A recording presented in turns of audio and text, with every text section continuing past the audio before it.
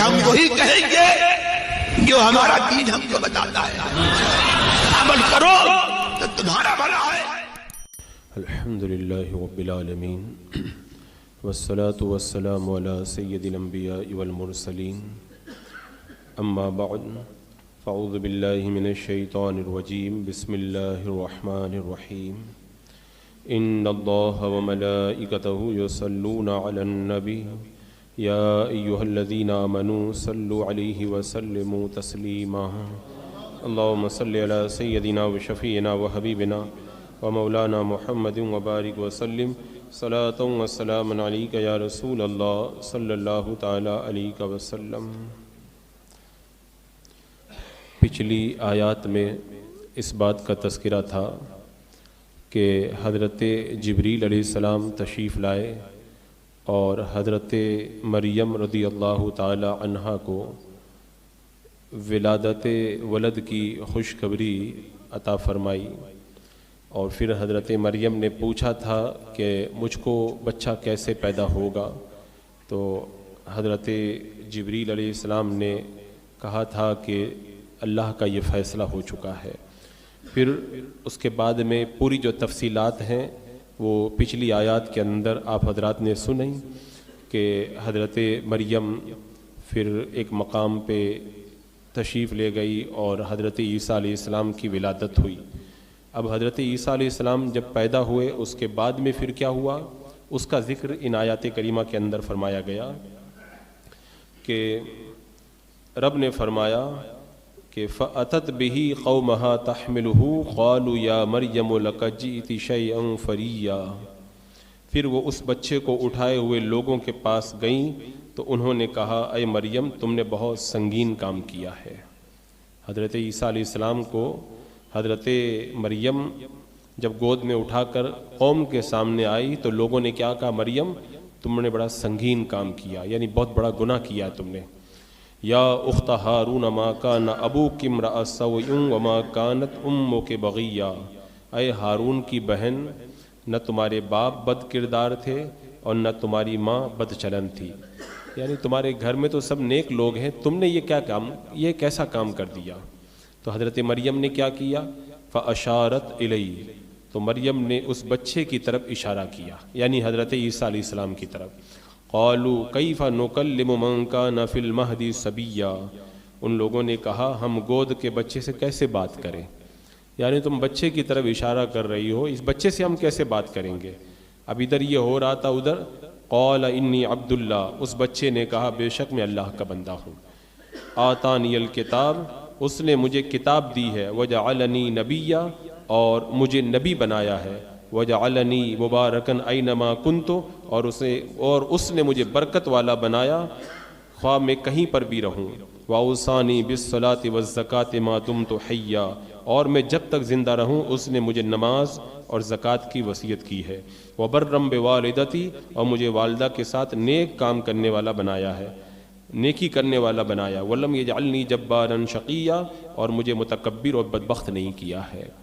یہ سارا کلام حضرت عیسیٰ علیہ السلام نے کیا اور اپنی ماں حضرت مریم کی گود کے اندر آپ نے یہ سارا کلام کیا۔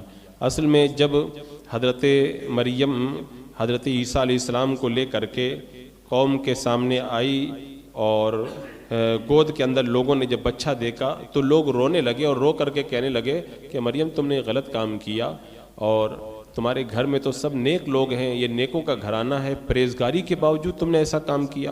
اب حضرت مریم نے چونکہ اللہ کے حکم سے چپ رہنے کا روزہ رکھ لیا تھا، اس لیے آپ نے اپنی زبان سے کوئی جواب نہیں دیا، اور جواب دینے کے بجائے حضرت عیسیٰ علیہ السلام کی طرف اشارہ کر دیا۔ مطلب یہ ہے کہ جو پوچھنا ہے اس بچے سے پوچھو اور میں تمہاری کسی بات کا کوئی جواب نہیں دوں گی۔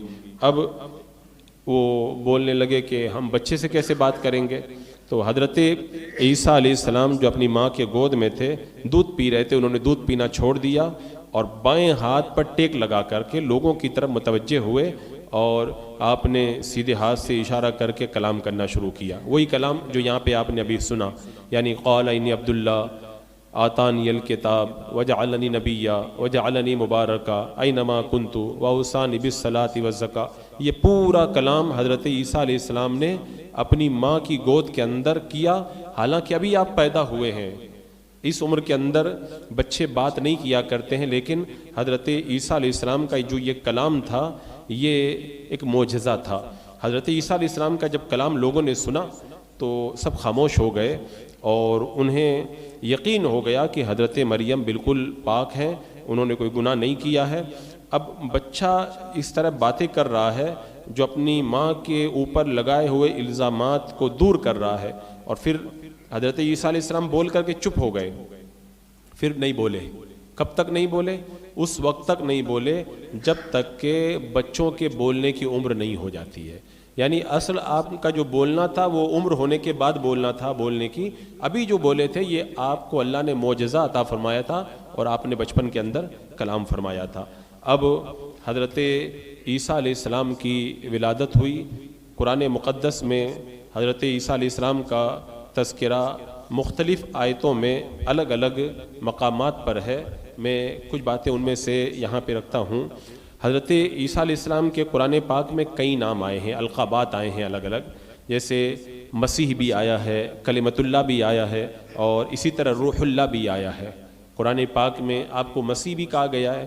مسیح یعنی چونکہ آپ لوگوں کو چھو کر کے بیماری سے شفا عطا فرما دیتے تھے، آپ مسیح تھے، اور اس لیے بھی مسیح کہتے ہیں کہ دنیا بھر میں آپ نے سیاحت فرمائی، سیر فرمائی۔ کلمۃ اللہ آپ کو اس لیے کہا جاتا ہے کہ آپ کی جو پیدائش ہے وہ اللہ نے کلمہ کن سے فرمائی ہے، یعنی مرد اور عورت کے ملنے سے جو نطفہ قرار پاتا ہے اس سے جو ولادت ہوتی ہے ویسے ولادت نہیں ہوئی، بس اللہ نے فرمایا اور آپ کی ولادت ہو گئی، تو آپ کلمۃ اللہ ہوئے۔ اور آپ کو روح اللہ اس لیے کہا جاتا ہے کہ آپ کو اللہ نے اپنے پاس کی خاص روح سے پیدا فرمایا تھا۔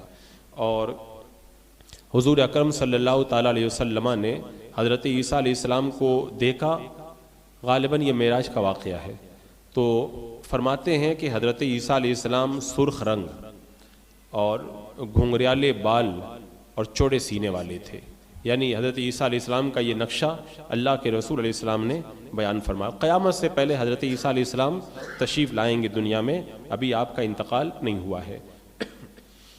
جب حضرت عیسیٰ علیہ السلام کی کچھ عمر ہوئی اور آپ کو بنی اسرائیل کی طرف اللہ نے رسول بنا کر کے بھیجا، تو حضرت عیسیٰ علیہ السلام کے زمانے میں چونکہ طبابت کا بڑا دورہ تھا، بڑے بڑے حکیم پائے جاتے تھے، ان کو اپنی حکمت پر ناز تھا، تو اللہ تبارک و تعالیٰ نے اس زمانے کے مطابق حضرت عیسیٰ علیہ السلام کو وہی معجزہ عطا فرمایا، جیسا کہ قرآن مقدس میں ہے کہ حضرت عیسیٰ علیہ السلام نے اپنی قوم سے کیا کہا تھا کہ انی قد جئتکم بآیۃ من ربکم انی اخلق لکم من الطین کہیۃ الطیر فانفخ فیہ فیکون طیرا باذن اللہ، یعنی آپ نے فرمایا کہ میں تمہارے رب کی طرف سے تمہارے پاس ایک نشانی لایا ہوں، اور وہ یہ ہے کہ میں تمہارے لیے مٹی سے پرندے جیسی ایک شکل بناتا ہوں، پھر اس میں پھونک ماروں گا تو اللہ کے حکم سے وہ فوراً پرندہ بن جائے گا وہ۔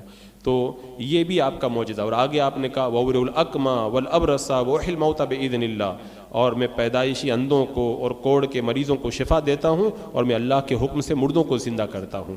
اور ایک معجزہ اور وَأُنَبِّئُكُم بِمَا تَأْكُلُونَ وَمَا تَدَّخِرُونَ فِي بُيُوتِكُم، میں تمہیں غیب کی خبر دیتا ہوں جو تم کھاتے ہو اور جو اپنے گھروں میں جمع کرتے ہو۔ تو ان آیات کریمہ میں اللہ تبارک و تعالیٰ نے حضرت عیسیٰ علیہ السلام کے 5 معجزات کو بیان فرمایا۔ پہلا معجزہ مٹی سے پرندہ بنا کر کے پھونک مار کر کے اس کو زندہ کر دینا۔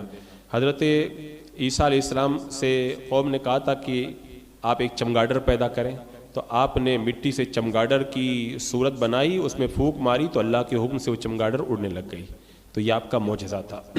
پیدائشی اندھوں کو اور جو برس کے مریض تھے ان کو بھی شفا آپ دیتے تھے، یعنی اپنا دست مبارک جب ان کے اوپر پھیرتے تھے تو نابینا بینا ہو جاتا تھا اور کوڑ کا مریض شفا یاب ہو جاتا تھا، اور طبیب جو ہے اس کا علاج نہیں کر پاتے تھے، ناز تھا اپنی حکمت پہ لیکن علاج کرنا ان کے بس کی بات نہیں تھی۔